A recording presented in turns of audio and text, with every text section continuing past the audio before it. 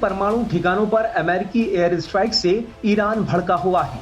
Iran के supreme leader ayatollah Syed Ali Khamenei ने social media पर एक नया पोस्ट किया है, जिसमें उन्होंने इजराइल को फिर से चेतावनी दी है। फारसी भाषा में किए गए पोस्ट में आयतुल्ला अली खामेनेई ने वादा किया है कि इजराइल के खिलाफ सजा जारी रहेगी। उन्होंने आगे कहा कि ज़ायोनी दुश्मन ने एक बड़ी गलती की है, एक बड़ा जुर्म किया है, उसे सजा दी जानी चाहिए और उसे सजा दी जा रही है, उसे अभी सजा दी जा रही है। खामेनेई के इस पोस्ट के साथ जलती हुई इमारतों के बैकग्राउंड में डेविड के सितारे वाली एक जलती हुई खोपड़ी की तस्वीर भी थी। वहीं ईरान के विदेश मंत्री अब्बास अराक्ची ने ईरान की परमाणु सुविधाओं पर अमेरिकी हमलों की निंदा की है और इसे संयुक्त राष्ट्र चार्टर, अंतर्राष्ट्रीय कानून और परमाणु हथियारों से जुड़ी संधि का गंभीर उल्लंघन बताया।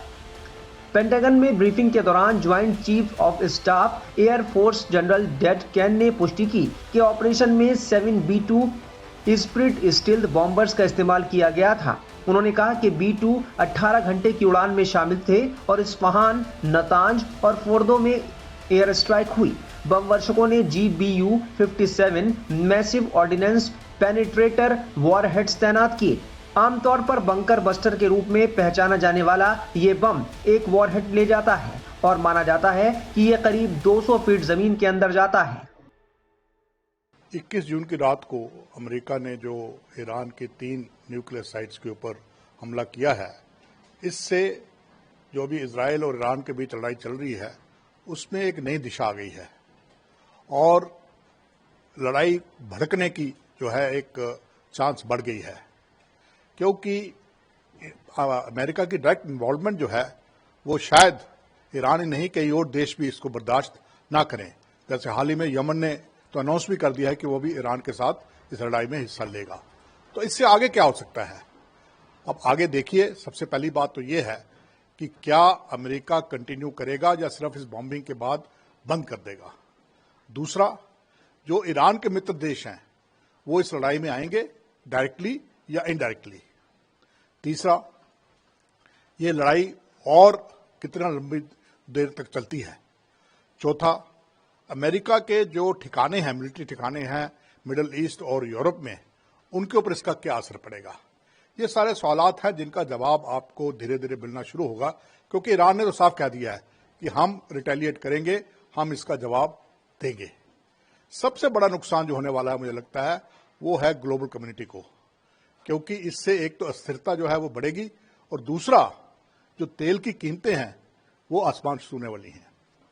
सर वही इससे, क्योंकि मिडिल ईस्ट जो है, जो सारी कंट्रीज है वहाँ देश, पूरा वर्ल्ड जो है डिपेंडेंट है उनके ऊपर ऑयल को लेके।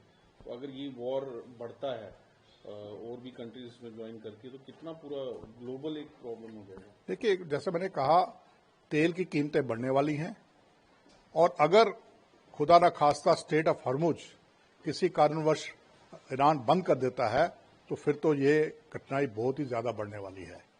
इसलिए पूरी दुनिया की नजरें इसी बात के ऊपर हैं कि लड़ाई जो है वो स्टेट ऑफ हॉर्मुज की तरफ ना जाए और ईरान उसको बंद ना करे। तो ये एक बड़ी बड़ी मुसीबत बढ़ने वाली है पूरी दुनिया के लिए, खासकर उन देशों के लिए जैसे भारत जैसे देश है जो कि अपना ऑयल इंपोर्ट करते हैं।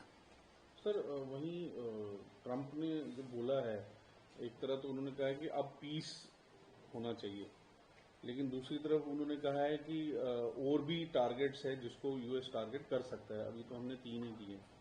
यही तो मैं कह रहा हूं ना कि अमेरिका की नीति स्पष्ट नहीं है। प्रेसिडेंट ट्रंप ने पहले कहा कि हमें इस लड़ाई के साथ लेना देना नहीं है, उसके बाद उन्होंने कहा कि हम इजराइल का साथ देंगे, अब उन्होंने डायरेक्ट इंटरवेंशन कर दी है। तो अमेरिका और खासकर प्रेसिडेंट ट्रंप की जो पोजीशन है वो क्लियर नहीं है। और कल रात को जो अटैक हुए हैं उसके अंदर अमेरिका के अंदर एक डिवीजन हो गई है, डेमोक्रेटिक्स और रिपब्लिकन के बीच में, रिपब्लिकन्स के बीच के अंदर, रिपब्लिकन पार्टी के बीच में 2 गुट बन गए हैं, एक गुट जो चाहता था, दूसरा जो नहीं चाहता है। तो इस तरह से अमेरिकन पॉलिटिक्स के अंदर भी और अमेरिका की जो पॉलिसी है उसके ऊपर भी क्वेश्चन मार्क है। अमेरिका की ओर से ईरान के परमाणु ठिकानों पर हमलों के बाद इजरायली प्रधानमंत्री बेंजामिन नेतन्याहू ने अमेरिका का शुक्रिया अदा किया था। नेतन्याहू ने कहा था कि अमेरिका वास्तव में बेजोड़ है, इसने वो किया है जो धरती पर कोई दूसरा देश नहीं कर सकता। वहीं अमेरिकी हमले के बाद ईरान ने इजराइल पर हमले तेज कर दिए हैं। ईरान लगातार इजराइल पर मिसाइलें दाग रहा है। बेंजामिन नेतन्याहू ने कहा कि बड़ा बोल्ड डिसीजन है, उन्होंने वेलकम किया इसको। वो तो कहेंगे ही, क्योंकि उनका तो स्टेटेड एम ही इस लड़ाई का यही है कि ईरान की न्यूक्लियर फैसिलिटीज को तबाह करना है। तो उनकी तरफ से तो ये कहा जाए, जो शाबाश दी गई है अमेरिका को, वो दुरुस्त है। लेकिन ईरान ने जो कहा है वो भी चौंकाने वाली बात है। ईरान ने कहा है कि हमने वहां से पहले ही अपने जो वहां पे न्यूक्लियर हमारी एसेट्स थी हमने वहां से हटा ली थी, इसलिए वहां कोई नुकसान नहीं हुआ है। तो फिर फायदा क्या हुआ इस स्ट्राइक का? सर वही यूएन सेक्रेटरी जनरल भी काफी चिंतित है। उन्होंने कहा है कि डी एस्केलेशन होना चाहिए। ये काफी डेंजरस हुआ जो भी यूएस ने किया। UN has become an ineffective body. एक बिल्कुल ही यूनाइटेड जो संयुक्त राष्ट्र है वो एक इनइफेक्टिव बॉडी बन चुकी है। अमेरिका संयुक्त राष्ट्र की सुनता नहीं है। अमेरिका अपनी मर्जी चलाता है और जब अमेरिका कुछ करता है तो संयुक्त राष्ट्र भी चुप हो जाता है। तो इसलिए इनके बयानात पर ज्यादा ध्यान नहीं देना चाहिए। इंडिया को कितना असर हुआ है इस सारे?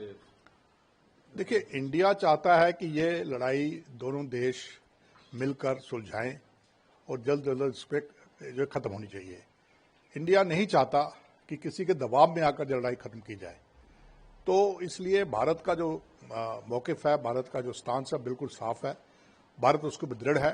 लेकिन जो हालात बन रहे हैं, जिनसे तेल की कीमतें बढ़ने वाली हैं और स्थिरता जो बढ़ रही है दुनिया के अंदर, उससे निश्चित है कि बाकी देशों की तरह भारत भी चिंतित होगा। तो क्या लगता है कि एस्केलेशन होगा? क्योंकि इसमें हो सकता है कि अगर एस्केलेशन हो तो चाइना और बाकी उनको भी पढ़ना पड़ेगा। इसमें बड़ी कंट्रीज को भी वर्ल्ड वॉर की तरफ जा रहा है। जैसे मैंने कहा कि वर्ल्ड वॉर की तरफ तो नहीं, लेकिन एस्केलेशन है। और जो ईरान के साथी हैं, जैसे इनका नाम लिया आपने, चीन, नॉर्थ कोरिया, रशिया, अगर ये देश क्या लड़ाई में डायरेक्ट शामिल होंगे, ये सवाल अभी इतना जल्दी आप जवाब नहीं दे सकते, क्योंकि उनके भी अपने इंटरेस्ट हैं। लेकिन लड़ाई बढ़ रही है, इसका दायरा बढ़ रहा है और अगर डायरेक्ट नहीं तो इनडायरेक्ट सपोर्ट जो है ईरान के लिए काफी बढ़ेगी। बता दें कि 22 जून की देर रात अमेरिका ने ईरान के 3 प्रमुख परमाणु ठिकानों फोर्दो, नतांज और इस्फहान पर हमला किया था। अमेरिकी सेना ने इन ठिकानों पर पूरी तैयारी के साथ बम गिराए, जिसमें मुख्य निशाना फोर्दो था। इस ऑपरेशन के बाद ट्रंप ने ईरान को फिर चेतावनी भी दी। A short time ago, the U.S. military carried out कुछ वक्त पहले अमेरिकी सेना ने ईरान की 3 प्रमुख परमाणु सुविधाओं फोर्डो, नतांज और इस्फहान पर बड़े पैमाने पर सटीक हमले किए। Isfahan. Everybody heard those names for years as they built.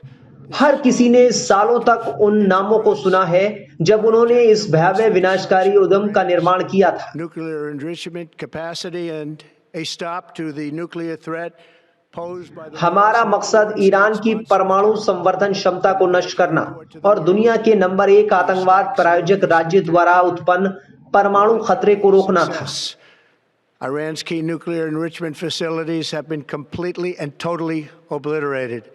आज रात मैं दुनिया को ये बता सकता हूं कि ये हमले एक शानदार सैन्य सफलता थी। ईरान की प्रमुख परमाणु संवर्धन सुविधाएं पूर्णतः नष्ट कर दी गई हैं। Congratulate Prime Minister Bibi Netanyahu. We worked as a team like perhaps no team has ever worked before.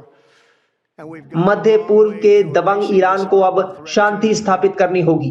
अगर वो ऐसा नहीं करते हैं तो भविष्य में हमले कहीं ज्यादा बड़े और बहुत आसान हो जाएंगे। The great American patriots who flew those magnificent machines tonight, and all of the United States military on an operation the likes of which the world has not seen in many, many decades.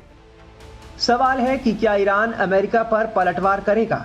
फिलहाल Iran के तेवर बता रहे हैं कि वो युद्ध रोकने के मूड में नहीं है, क्योंकि ईरान की ओर से इजराइल पर लगातार मिसाइल हमले जारी हैं।